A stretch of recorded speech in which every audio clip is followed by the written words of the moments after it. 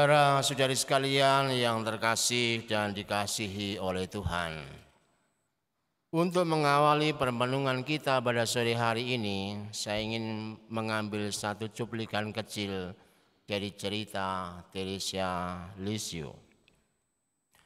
Pada perayaan Natal tahun 1886, Theresia Lisieux yang berumur 13 tahun mengatakan demikian.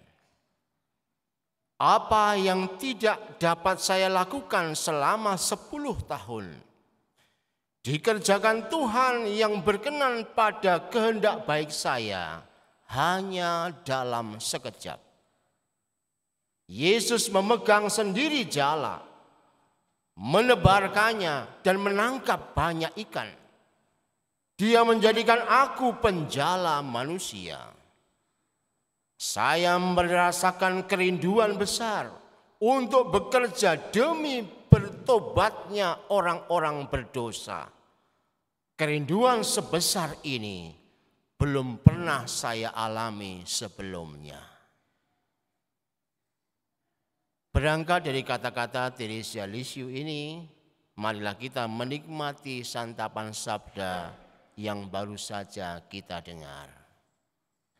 Yang pertama, mencari bukti supaya bisa menyerahkan diri. Semua yang hadir di sini saya yakin bahwa Anda telah mengenal Allah. Bahwa Allah itu adalah Allah penyayang. Ia tidak menginginkan celaka dan kutuk, tetapi memberikan berkat dan kasih karunia. Allah itu pengampun. Ia tidak mengingat dosa-dosa manusia. Allah itu pembebas. Ia tak membiarkan kita terjerumus.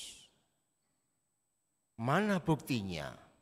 Bahwa Allah itu penyayang, Allah itu pengampun, dan Allah itu pembebas. Mari kita sedikit masuk ke dalamnya. Bukti pertama, kita lihat tadi, Ninive itu jahat, menyembah berhala dan hidup mereka bejat. Namun Allah tetap memberi kesempatan untuk bertobat. Kemusnahan Ninive diganti dengan keselamatan. Ketika Ninive sadar akan dosa mereka, Allah justru cepat sekali menyesal, lantas mengampuni mereka. Ini bukti yang kita temukan lewat bacaan pertama tadi. Bukti lanjutan. Manusia tidak mampu melepaskan diri dari dosa. Maka Allah datang sebagai pribadi yang menebusnya. Yang sakit disembuhkan. Yang jahat diampuni. Yang tersesat digiring kembali. Yang jatuh ditegakkan lagi. Manusia menemukan jalan kembali ke surga berkat darah Yesus sendiri.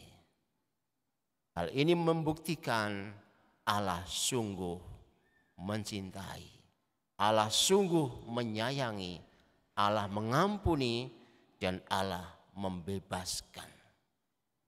Tetapi harus kita sadari bahwa bukti-bukti ini masih bersifat ekstern, di luar dari pribadi kita. Oleh karena itu, bukti-bukti ini mesti didalami secara pribadi, masing-masing, orang per orang. Manakala sudah menembus hati, menembus setiap pribadi ini, tobat dan iman akan muncul.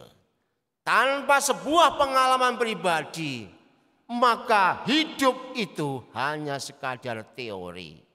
Dan kemudian cinta akan Allah itu tidak terjadi karena kita tidak mengenali Allah secara nyata. Yang kedua, ditangkap untuk menangkap. Allah itu maha kuasa, namun setelah menjadi manusia, Allah terikat oleh tempat dan waktu. Artinya, dengan lahir sebagai orang Israel, Tuhan Yesus tidak serta-merta menjadi orang Eropa, orang Amerika, orang Australia, apalagi orang Indonesia. Ia dibatasi oleh tempat. Ia juga dibatasi oleh waktu. Umurnya hanya 33 tahun. Akibatnya ia hanya dikenal oleh orang Israel dan sekitarnya. Tuhan menjadi terbatas. Padahal Tuhan datang untuk menyelamatkan seluruh dunia. Tapi faktanya adalah Tuhan menjadi terbatas. Oleh karena itu sabda Tuhan hari ini menjadi menarik untuk kita lihat. Karena tadi Yesus berkata, mari ikutlah aku dan kamu akan menjadi penjala manusia. Agar keselamatan dunia ini bisa menjangkau semua orang, Tuhan menangkap para muridnya. Mereka dilihat, dipanggil, dipilih, dan ditetapkan untuk hidup bersamanya selama 3 tahun. Mereka diajak mengalami dari dekat dan secara konkret cara Tuhan hidup dan berkarya. Setelah mereka mengikuti Yesus, mereka lantas diberi peran untuk menjala manusia.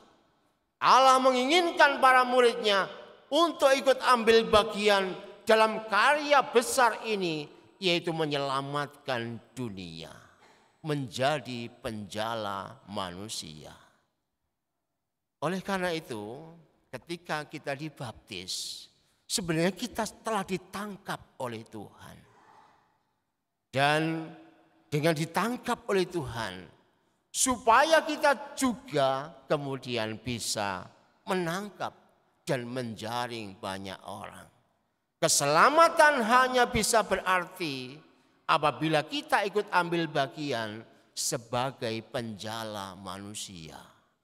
Selama kita ditangkap dan hanya duduk saja, tak pernah berpikir bagaimana menyelamatkan manusia lain, maka di situ sebenarnya kita tidak mengerti arti keselamatan itu. Karena memang kita ditangkap dan diselamatkan agar bisa menyelamatkan dunia ini. Lalu yang terakhir, meninggalkan untuk mendapatkan. Kiranya menarik perhatian kita. Setelah para murid bersedia ikut Yesus, mereka segera meninggalkan jala mereka. Kata menarik yang kita temukan di sini adalah meninggalkan. Menurut Anda apa itu meninggalkan? Meninggalkan itu juga berarti meninggal. Meninggal itu juga berarti mati. Kalau demikian apa yang bisa kita temukan di sini? Kita tahu jala adalah sumber kehidupan bagi para murid. Tetapi sumber kehidupan itu mereka tinggalkan. Dengan demikian bertobat dan beriman hidup dalam Yesus itu berarti meninggalkan masa lalu dan hidup baru bersama dengan Dia.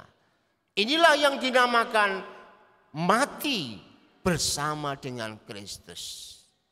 Orang yang telah dibaptis menjadi murid Kristus berarti dia mati di dalam Tuhan Yesus. Artinya seluruh hidup masa lalu dikubur dan sekarang bangkit bersama dengan Tuhan. Mengapa kita mesti meninggalkan jala? Padahal kita diminta untuk menjala manusia. Kita meninggalkan jala, padahal tugas kita adalah menjala manusia. Inilah misteri kehidupan yang mesti kita selami pada hari ini. Manakala kita tidak menempatkan Yesus sebagai pusat dan tujuan hidup kita, meninggalkan sumber-sumber hidup kita masa lalu, kita tidak mungkin bisa menjadi penjala manusia. Di depan kita tadi mendengar Teresia Lisieux telah berjuang dengan sekuat tenaga, tidak bisa berbuat apa-apa. tetapi Tuhan telah menjadikannya mampu dalam sekejap ketika Tuhan mau dan membenarkan kehendak baiknya. Itu berarti bahwa dalam hidup kita nggak mungkin bisa menjadi penjala manusia ini yang menyelamatkan dunia ini, berpartisipasi pada Kristus sendiri, manakala kita semua tidak berani meninggalkan hidup kita dan kemudian masuk dalam hidup Yesus. Keselamatan dunia ini adalah tugas dan tanggung jawab kita semua sebagai murid Kristus. Namun tugas ini tidak akan mencapai hasilnya. Jala kita tidak akan bisa dipenuhi oleh manusia apabila kita tidak meninggalkan dunia lama kita.